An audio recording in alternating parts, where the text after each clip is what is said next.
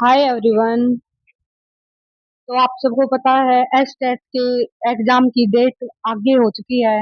और अब एग्जाम की डेट 13 और 14 जून की बजाय 4 और 5 जुलाई को हो गई है। तो 5 जुलाई को टीजीटी एसएसटी का एग्जाम है, हरियाणा टेट का। तो हम 5 जुलाई को टारगेट करते हुए टीजीटी एसएसटी हिस्ट्री, पहले हिस्ट्री का रिवीजन करेंगे, फिर ज्योग्राफी का करेंगे, फिर पॉलिटिकल साइंस का करेंगे और फिर इकोनॉमिक्स का करेंगे। तो आज से हम शुरू कर रहे हैं। टारगेट हमारा है 5 जुलाई का।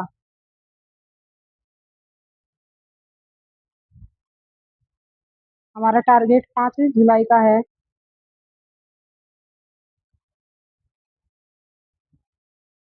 5 जुलाई का है। और संपूर्ण रिवीजन करेंगे हम हिस्ट्री का। आप सब देख सकते हो, ये स्पेशल एच टेट के लिए क्लास है। और बाकी भी जहाँ जहाँ TGT S S T, TGT S S T को जो टारगेट कर रहा है उसके लिए क्लास बहुत इंपॉर्टेंट होने वाली है। तो चलिए, अब टाइम खराब ना करते हुए हम हमारे क्वेश्चनों की तरफ चलते हैं, प्रैक्टिस की तरफ चलते हैं। तो फर्स्ट क्वेश्चन है हमारा। क्वेश्चन कटा हुआ है, ये ऊपर से पीपीटी में कट गया। हमारा फर्स्ट क्वेश्चन है हड़प्पा संस्कृति के बारे में है। तो दो स्टेटमेंट दिए हुए हैं और इसमें हमें सही स्टेटमेंट का पता लगाना है। इन स्टेटमेंट पर हमें विचार करना है कि ये ठीक है या गलत है। तो पहला स्टेटमेंट है लोथल। लोथल में एक गोदीवाड़ा, गोदीवाड़ा मतलब डॉकयार्ड। डॉकयार्ड, तो आपको पता है गोदीवाड़ा डॉकयार्ड बंदरगाह को बोलते थे उस समय। बंदरगाह को बोलते हैं गोदीवाड़ा या डॉकयार्ड। तो लोथल से हमें डॉकयार्ड का साक्ष्य मिला है। तो ये कथन तो बिल्कुल सही है, लोथल से हमें गोदीवाड़ा का साक्ष्य मिला है। और सेकंड ऑप्शन है हड़प्पा के लोग लोहे के उपयोग से भली भांति परिचित थे। तो आपको पता है हड़प्पा के लोग लोहे से, लोहे का तो उन्हें पता ही नहीं था। लोहे के उपयोग से वे भली भांति परिचित नहीं थे, ये स्टेटमेंट गलत हो गई। हड़प्पा के लोग कांसे से परिचित थे।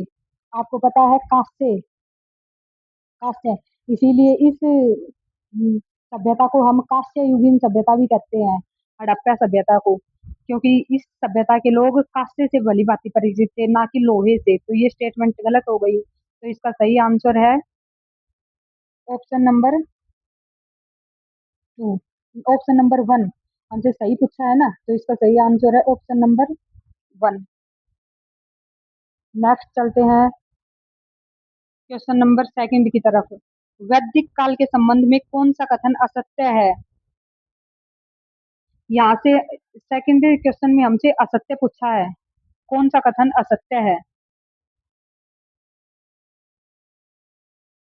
असत्य पूछा है, असत्य को या तो चाहे आप अंडरलाइन कर लिया करो या फिर देख कर पढ़ा करो, क्योंकि ये असत्य है, हमें नोट ट्रू हमें दिखता नहीं है। और एग्जाम टाइम में तो बिल्कुल भी नहीं दिखता।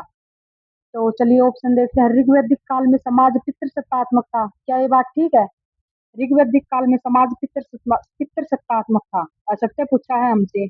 तो ये बात बिल्कुल ठीक है, ऋग्वैदिक काल का समाज पितृसत्तात्मक ही था। और ऋग्वैदिक काल का ही तो आज तक समाज पितृसत्तात्मक ही चलता आ रहा है। सेकंड ऑप्शन है बाल विवाह ऋग्वैदिक काल में पूरी तरह प्रचलित था, क्या ये बात आपको ठीक लग रही है। बाल विवाह ऋग्वैदिक काल में पूरी तरह प्रचलित था। अगला ऑप्शन देखते हैं। दुहिता शब्द का प्रयोग गाय दूहने वाली बेटी के लिए होता था। ये ऋग्वैदिक काल की बात कही गई है कि दुहिता शब्द का प्रयोग किसके लिए किया जाता था, गाय दूहने वाली बेटी के लिए किया जाता था। और नेक्स्ट ऑप्शन है ऋग्वेद में अगन्या, अगन्या शब्द किसके लिए उपयोग किया जाता था, तो अगन्या शब्द गाय के लिए उपयोग किया जाता था। तो हमसे असत्य पूछा है। हाँ, हमसे असत्य पूछा है। तो इसका सही आंसर है ऑप्शन नंबर बी, क्योंकि बाल विवाह ऋग्वैदिक काल में पूरी तरह प्रचलित नहीं था। ये बिल्कुल गलत, पूरी तरह प्रचलित था, ये बिल्कुल गलत है। क्योंकि बाल विवाह ऋग्वैदिक काल में प्रचलित नहीं था। और ये तीनों ऑप्शन बिल्कुल ठीक है। ऋग्वैदिक काल में समाज पितृसत्तात्मक था, ये बात बिल्कुल ठीक है। द्वैता शब्द का उपयोग प्रयोग गाय धोने वाली बेटी के लिए होता था, ये बात भी सही है। और ऋग्वेद में अगन्या शब्द का प्रयोग गाय के लिए किया जाता था। मोस्ट इंपोर्टेंट क्वेश्चन, ये बात भी बिल्कुल ठीक है।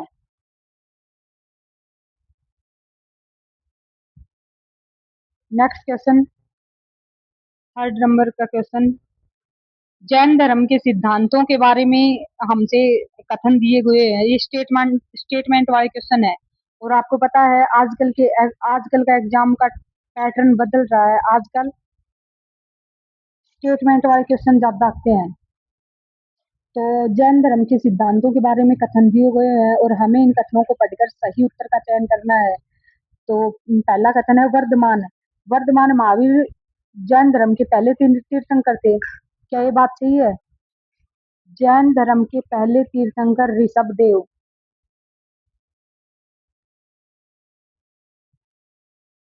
देव थे। जैन धर्म में अहिंसा का, तो ये गलत हो गई स्टेटमेंट। जैन धर्म में अहिंसा पर अत्यधिक बल दिया गया है, यहाँ तक कि कीड़े मकोड़ों की हत्या को भी वर्जित माना गया है। ये बात बिल्कुल सही है, क्योंकि जैन धर्म में अहिंसा पर इतना बल दिया गया है कि वहां पर कीड़े मकोड़ों की हत्या को भी वर्जित माना गया है। और ये कारण है कि ज्यादातर किसान ज्यादातर किसान वर्ग के जो लोग थे वो जैन धर्म को फॉलो नहीं कर पाते थे, क्योंकि किसानों को खेती वगैरह करनी होती थी और हल चलाते वक्त, खेती करते वक्त बहुत से कीड़े मकोड़ों जानवरों की हत्या हो जाती, जाने अनजाने में उनकी हत्या हो जाती थी। इसलिए जैन धर्म के ज्यादातर फॉलोअर हमें व्यापारी वर्ग देखने को मिलता है। तो इसका सही आंसर है ऑप्शन नंबर बी, केवल दो सही है।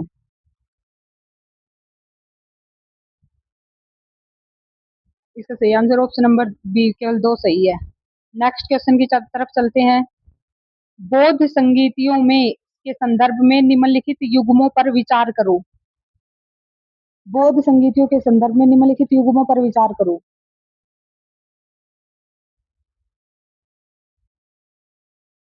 तो इसके ऑप्शन, इसमें भी ऑप्शन दे रखे हैं कि इनका मिलान करना है, मैच इट वाले क्वेश्चन है। तो बौद्ध धर्म की, आपको पता है बौद्ध धर्म की चार संगीतियां हुई थी।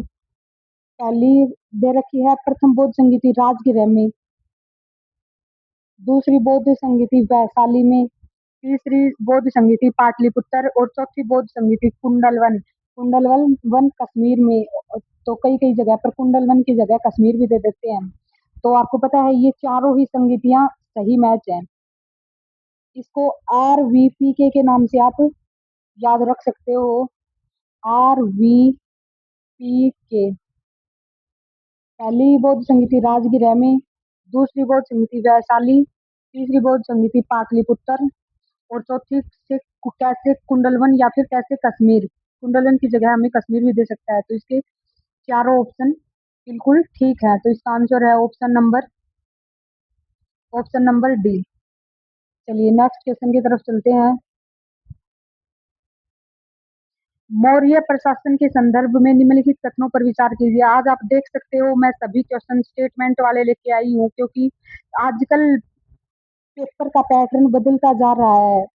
आजकल स्टेटमेंट वाले क्वेश्चन एग्जामिनर ज्यादा पूछने लगा है। इससे हमारे कॉन्सेप्ट की क्लियरिटी भी होती है कौन स्टेटमेंट वाले क्वेश्चन से। और किसी ने ढंग से पढ़ा है वो ही स्टेटमेंट का सही आंसर कर पाएगा। तो आज का ये टेस्ट बहुत ही इंपॉर्टेंट होने वाला है आप सबके लिए जो एसटेट टीजीटी एसएसटी की तैयारी कर रहे हो। और आज से हम लगातार 5 या 6 दिन में पूरी हिस्ट्री को कवर कर देंगे, पूरी हिस्ट्री का रिवीजन कर लेंगे। फिर उसके बाद हम पॉलिटिकल साइंस का करेंगे, फिर हम ज्योग्राफी का करेंगे और फिर हम इकोनॉमिक्स का करेंगे। और फिर कुछ क्लासेस हम वर्ल्ड हिस्ट्री से भी करेंगे, क्योंकि वर्ल्ड हिस्ट्री से भी क्वेश्चन पूछे जाते हैं। तो हमारा नेक्स्ट क्वेश्चन है क्वेश्चन नंबर 5। मौर्य प्रशासन के संदर्भ में निम्नलिखित कथनों पर विचार करो। ये मौर्य प्रशासन के बारे में दिया हुआ है। तो मेगास्थनीज के अनुसार मौर्य सेना का प्रबंधन 30 सदस्यों की एक समिति करती थी, जो 6 उप समितियों में बटी हुई थी। तो ये बात बिल्कुल ठीक है, 6 उप समिति थी और उसमें प्रत्येक समिति में 5-5 मेंबर थे। तो ये बात सही है। मेगास्थनीज के अनुसार मौर्य सेना का प्रबंधन 30 सदस्यों की एक समिति करती थी और वो 6 उप समितियों में बटी होती थी और प्रत्येक उप समिति में 5-5 मेंबर होते थे। सेकंड स्टेटमेंट है, अशोक ने अपने संदेशों को फैलाने के लिए धम्म महामात्र नामक विशेष अधिकारियों की नियुक्ति की थी। धम्म महामात्र नामक धम्म महामात्र नामक विशेष अधिकारियों की नियुक्ति की थी। तो आप सब बता सकते हो, केवल एक केवल एक कथन ठीक है, केवल दो कथन ठीक है, दोनों ठीक है, या ना तो एक और ना तो दो। तो आपको पता है ये स्टेटमेंट भी बिल्कुल ठीक है कि अशोक ने अपने संदेशों को पहुंचाने के लिए धम्म महामात्र नामक विशेष अधिकारियों की नियुक्ति की थी। और अशोक ने अपने बेटे महेंद्र और बेटी संघमित्रा को धर्म के प्रचार के लिए श्रीलंका भेजा था। तो दोनों ही ऑप्शन ठीक है और इसका सही आंसर है ऑप्शन नंबर सी, 1 और 2 दोनों। नेक्स्ट क्वेश्चन मगध से लिया गया है। मगध साम्राज्य के उत्कर्ष के कारणों के संबंध में कौन सा कथन सही है? तो मगध क्षेत्र में लोहे की समृद्ध खदानें थी, जिससे मजबूत हथियार बनाना आसान हुआ।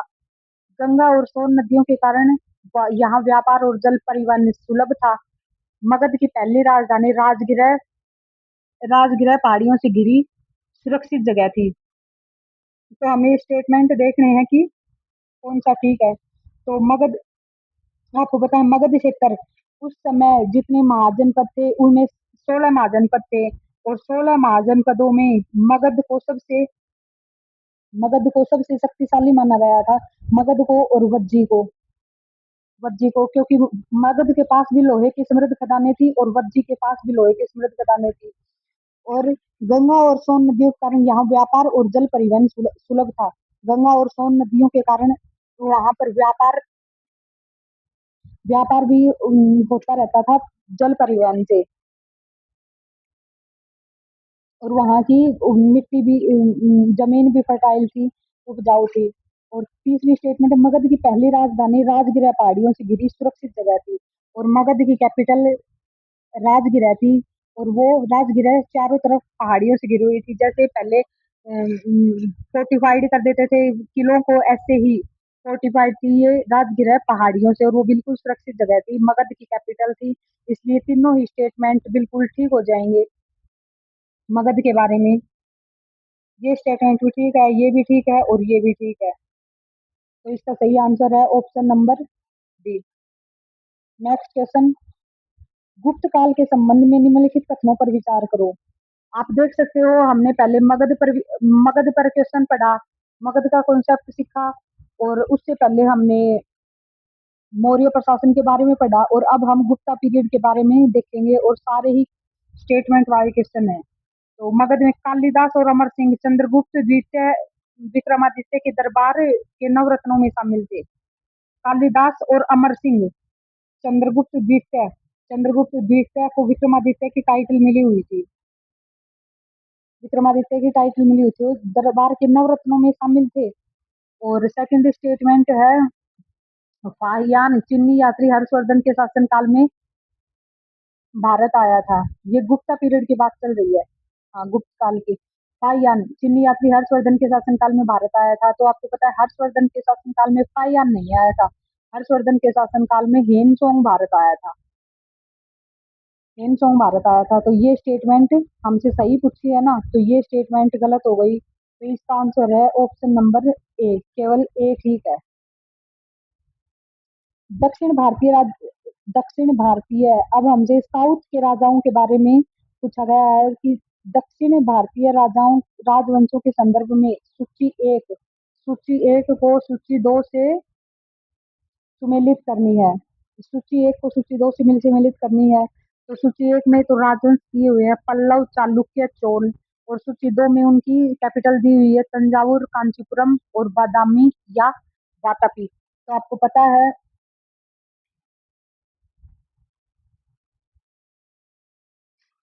राजवंश, तो आपको पता है पल्लवों की कैपिटल कौन सी थी? तो पल्लवों की कैपिटल बादामी थी। तो पी का हो गया 3। और चालुक्य चालुक्य की कैपिटल थी तंजावुर और चोलों की कैपिटल थी कांचीपुरम। तो क्यू का 1 और आर का 2, ये देख लो कौन से ऑप्शन में। Option number C is the right answer. Sorry sorry, B.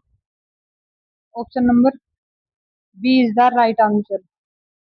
पल्लवों की कांचीपुरम थी, हाँ।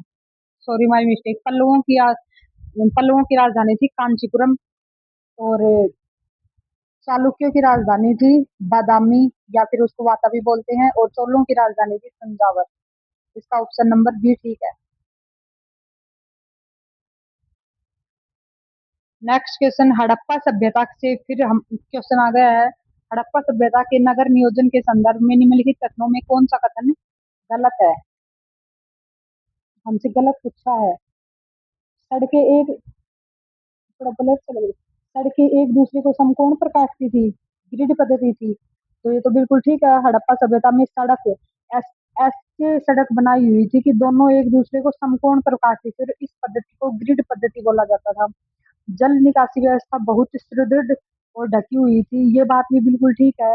घर घरों के रोड के दोनों तरफ जल निकासी की सुविधा थी, और वो बड़े बड़े पत्थरों से ढकी हुई थी।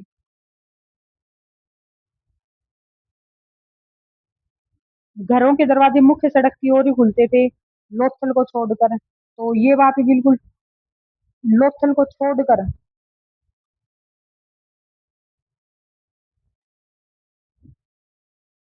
घरों के मुख्य दरवाजे अम, मुख्य सड़क घरों के दरवाजे मुख्य सड़क की ओर खुलते थे, ये बात भी ठीक है। और ऑप्शन नंबर डी है, बस्तियां दो भागों में बटी हुई थी, दुर्ग और निचला शहर। तो आपको पता है बस्तियां दो भागों में बटी हुई थी, धोलावीरा को छोड़कर। धोलावीरा एक एक्सेप्शनल है। धोलावीरा को छोड़कर बाकी सारे शहर दो भागों में बटे हुए थे। वेस्ट एरिया को तो कहते थे सिटीडल या नगर दुर्ग, सिटीडल। और इस वाले भाग को कहते थे निचला शहर। लेकिन धोलावीरा एक एक्सेप्शनल है। धोलावीरा 3 भागों में बटा हुआ था, बाकी सारे शहर 2 भागों में बटे हुए थे। बाकी सारे नगर 2 भागों में बटे हुए थे, और धोलावीरा 3 भागों में बटा हुआ था। और हमसे गलत पूछा है। तो घरों के दरवाजे मुख्य सड़क की ओर खुलते थे, लोथल को छोड़ो। लोथल को छोड़कर क्यों? सभी उस समय की सभ्यता, हड़प्पा सभ्यता में सब सभी घरों के दरवाजे मुख्य सड़क की ओर ही खुलते थे, लोथल में भी खुलते थे। तो ये गलत हो जाएगा। लोथल को छोड़कर क्यों? लोथल के भी खुलते थे। तो नेक्स्ट क्वेश्चन है, ये ठीक हो जाएगा, सी। नेक्स्ट क्वेश्चन है, राजा हर्षवर्धन के संदर्भ में निम्नलिखित कथनों पर विचार करो।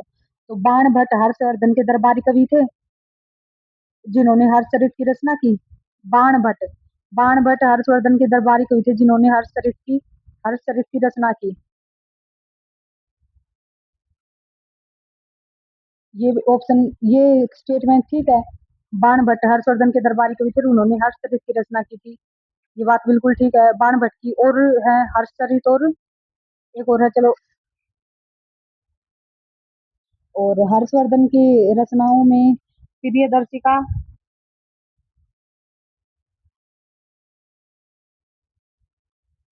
नागानंद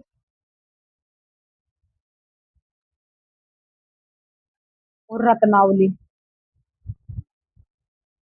ये हर्षवर्धन की तीनों रचनाएं हैं। प्रियदर्शिका, नागानंद और रत्नावली, ये मोस्ट इंपोर्टेंट है, बार बार क्वेश्चनों में बार बार पूछे जाते हैं एग्जाम में। और सेकंड है, चालुक्य शासन पुलकेशिन द्वितीय ने नर्मदा नदी के तट पर हर्षवर्धन को पराजित किया। ये बात भी बिल्कुल ठीक है। हर्षवर्धन को पराजित किया चालुक्य शासक पुलकेशिन द्वितीय ने नर्मदा नदी के तट पर, और इसका उल्लेख हमें मिलता है ए होल प्रशस्ति में। ए होल प्रशस्ति में जो पुलकेशिन द्वितीय पर लिखी गई है, ए होल प्रशस्ति। और लिखी किसने है? रवि कीर्ति ने। लिखी किसने है ये? पुलकेशिन द्वितीय के दरबारी कवि रवि कीर्ति ने।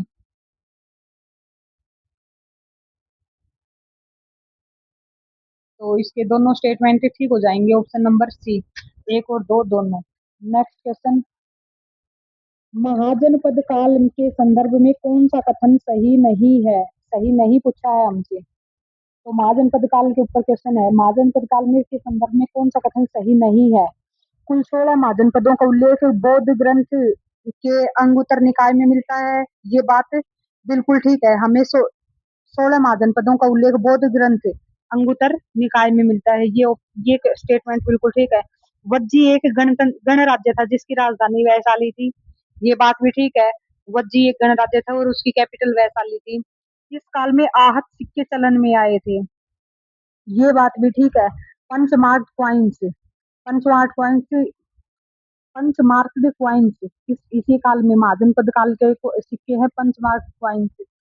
और ऑप्शन नंबर डी सभी 16 महाजनपदों में केवल संचात्मक शासन व्यवस्था थी। ये बात बिल्कुल गलत है और हमसे सही नहीं है। ये पूछा गलत ही पूछा है, क्योंकि अगर किसी ने ये क्वेश्चन ध्यान से पढ़ा होगा तो भी वो आंसर सही लगा देगा। वज्जी एक गणराज्य था, ये तो आप सबको पता ही है। तो ये राजतंत्रात्मक कैसे हो गया, मोनार्किल कैसे हो गया? ये मोनार्किल नहीं था। 16 के 16 महाजनपद राजतंत्रात्मक नहीं थे। वज्जी एक गणराज्य था, इसमें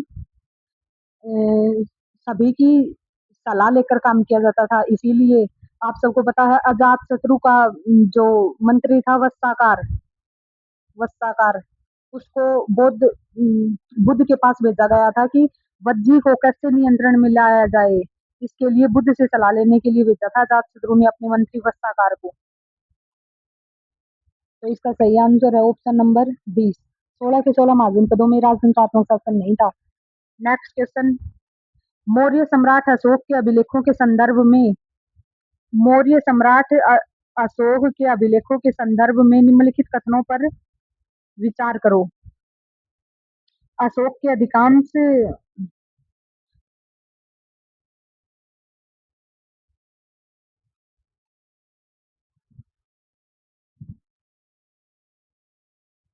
अशोक के अधिकांश अभिलेख प्राकृत भाषा और ब्राह्मी लिपि में है। ये बात बिल्कुल ठीक है। जब कोई भी राजा हो वो अपनी अभिलेख कैसे लिखवाएगा? ऐसी तो भाषा में लिखवाएगा कि आम जनता, साधारण लोग उसे आसानी से पढ़ सके। तो उस समय की भाषा प्राकृत भाषा थी और उस प्राकृत भाषा की लिपि ब्राह्मी थी। तो अशोक के ज्यादातर अभिलेख, सारे तो नहीं पर अधिकांश अभिलेख प्राकृत भाषा और ब्राह्मी लिपि में है। और सेकंड है, जेम्स प्रिंसेप ने सर्वप्रथम 1837 में अशोक के अभिलेखों को पढ़ने में सफलता प्राप्त की। ये बात भी बिल्कुल ठीक है। अशोक अशोक के अभिलेखों ने अशोक के अभिलेखों को पढ़ने में सफलता प्राप्त की सबसे पहले जेम्स प्रिंसेप ने। और कब की? ये 1837 में की।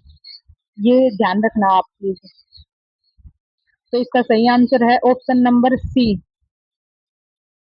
एक और दो दोनों ही ठीक है। हमसे ठीक ही तो पूछा है, बिल्कुल हमसे ठीक ही पूछा है, दोनों ठीक है। कुषाण शासक कनिष्क के संदर्भ में कथनों को ध्यान पूर्वक पढ़ें। कुषाण शासक कनिष्क कनिष्क का तो अभी हमने पहले एक सवाल किया था। कुषाण शासक कनिष्क के संदर्भ में कथनों को ध्यानपूर्वक पढ़ें। कनिष्क ने 78वीं ईस्वी में 78 ईस्वी में शक संवत की शुरुआत करी। ये बात बिल्कुल ठीक है। 78 ईस्वी में कनिष्क ने शक संवत की शुरुआत की थी।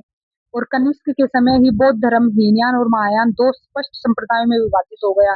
ये बात भी बिल्कुल ठीक है। कनिष्क के शासनकाल में कुषाण शासक था कनिष्क, बहुत इंपॉर्टेंट राजा हुआ करता था कनिष्क। और अभी हमने पढ़ा है बौद्ध संगीति, चौथी बौद्ध संगीति कनिष्क के काल में हुई थी। चौथी बौद्ध संगीति कनिष्क के काल में हुई थी और कश्मीर के कुंडलवन में हुई थी। कुंडलवन में हुई थी। और कनिष्क ने 78 ईस्वी में शक संवत की शुरुआत की। ये बात बिल्कुल ठीक है। और कनिष्क के समय बौद्ध धर्म हीनयान और महायान दो स्पष्ट संप्रदायों में विभाजित हो गया। ये बात भी बिल्कुल ठीक है। तो इसका ऑप्शन है ऑप्शन नंबर 2 सी। ए और दो दोनों ठीक है। नेक्स्ट क्वेश्चन, हम 14वें क्वेश्चन पर पहुंच चुके हैं। चोल साम्राज्य में कांस्य शिल्प ब्रोंज आइकॉन्स के बारे में कौन सा कथन सत्य है?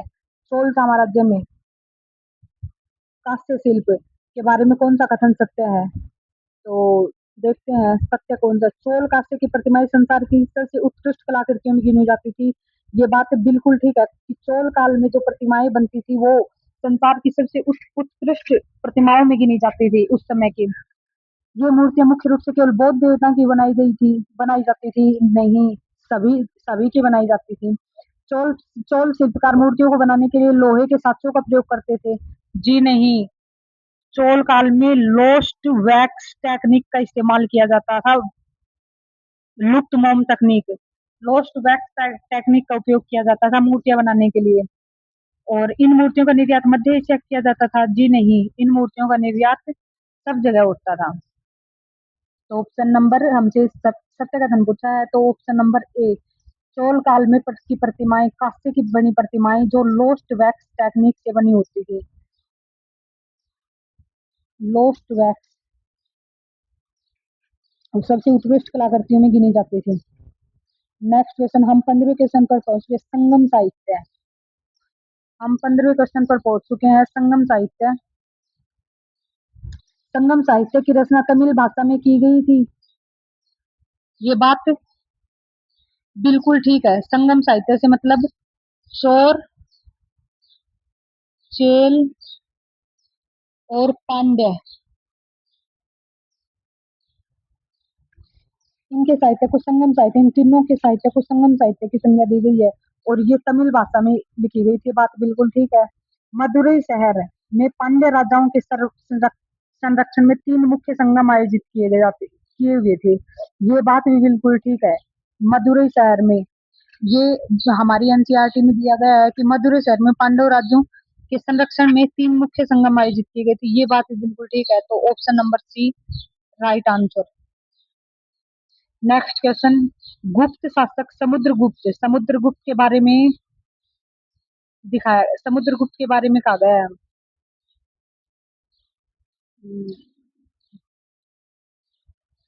ब्लर हो जाता है। समुद्रगुप्त के बारे में हमसे कथनों पर विचार पूछा गया है कि गुप्त शासक समुद्रगुप्त के संदर्भ में निम्नलिखित कथनों पर विचार कीजिए। तो करते हैं विचार। इतिहासकार वी ए स्मिथ ने समुद्रगुप्त को भारत का नेपोलियन कहा है। ये बात बिल्कुल ठीक है। इतिहासकार वी ए स्मिथ ने, एडम स्मिथ ने समुद्रगुप्त को भारत का नेपोलियन कहा। ये बात बिल्कुल ठीक है।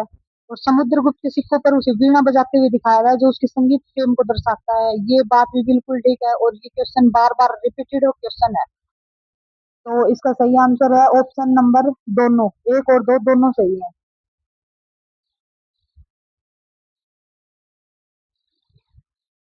17वां क्वेश्चन आज का हमारा, पुरापाषाण, मध्य पाषाण और नव पाषाण काल के संदर्भ में मिलान करना है हमें।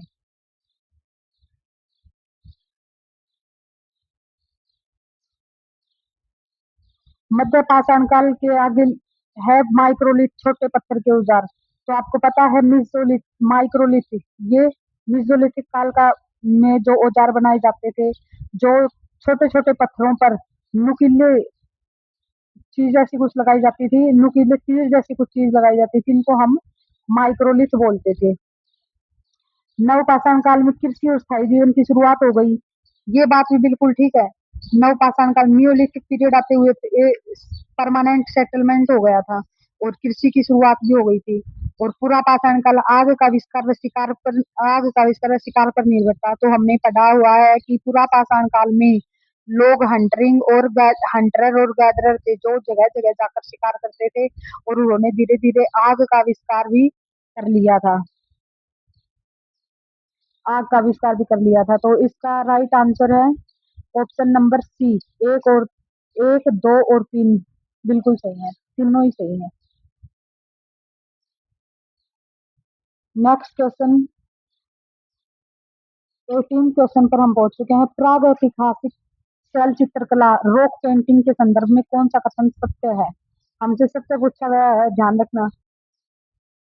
भीमबेटका की गुफाएं, भीमबेटका की गुफाएं उत्तर प्रदेश के मिर्जापुर में स्थित है। हमसे सबसे पूछा गया भीमबेटका की गुफाएं उत्तर प्रदेश के मिर्जापुर में स्थित है। जी नहीं, भीमबेटका की गुफाएं, भीमबेटका मध्य प्रदेश एमपी में है। भीमबेटका के चित्रों में केवल धार्मिक अनुष्ठानों को दिखाया गया है। ऐसा भी नहीं है, केवल धार्मिक अनुष्ठानों को नहीं दिखाया गया है। मध्य प्रदेश के भीमबेटका की गुफाओं में पुरा पाषाण और मध्य पाषाण काल के शैलचित्र मिले, ये बिल्कुल ठीक है। भीमबेटका अभी मैंने आपको बताया एमपी में है, और इन गुफाओं में पैलियोलिथिक और मेसोलिथिक काल के चित्रों को के शैलचित्र दिखाए गए हैं, और इन चित्रों में केवल ज्यामितीय आकृतियों का प्रयोग हुआ है, जानवरों का नहीं। ये बात भी बिल्कुल गलत है। हमसे सत्य पूछा है तो सत्य है ऑप्शन नंबर सी। मध्य प्रदेश के भीमबेटका की गुफाओं में पुरा पाषाण और मध्य पाषाण काल के शैलचित्र मिले हैं। Next question.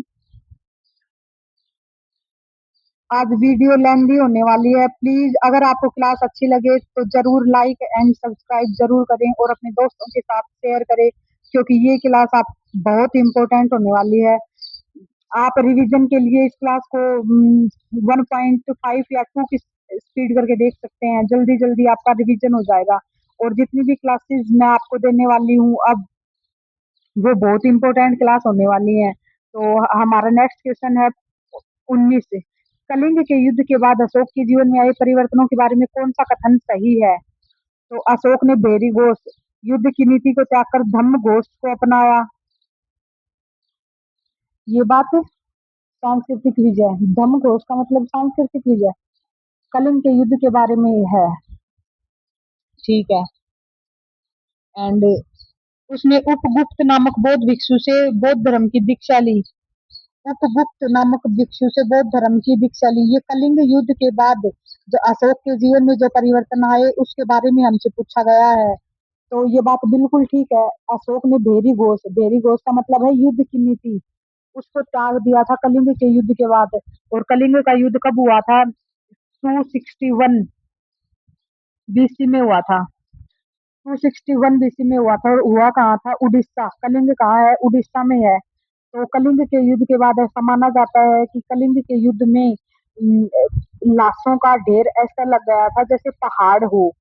तो उसको देखकर अशोक का दिल पिघल गया और उसने भेरी घोष युद्ध की नीति को त्याग कर धम्म घोष की नीति को अपना लिया था। और अभी हमने एक क्वेश्चन किया है, धम्म महामात्र किसको बोला गया है? धम्म महामात्र जो धर्म का प्रचार, शांति का प्रचार करते थे उनको धम्म, उसको धम्म महामात्र कहा गया है। और धम्म महामात्र के प्रचार के लिए अशोक ने बेटे महेंद्र और बेटी संघमित्रा को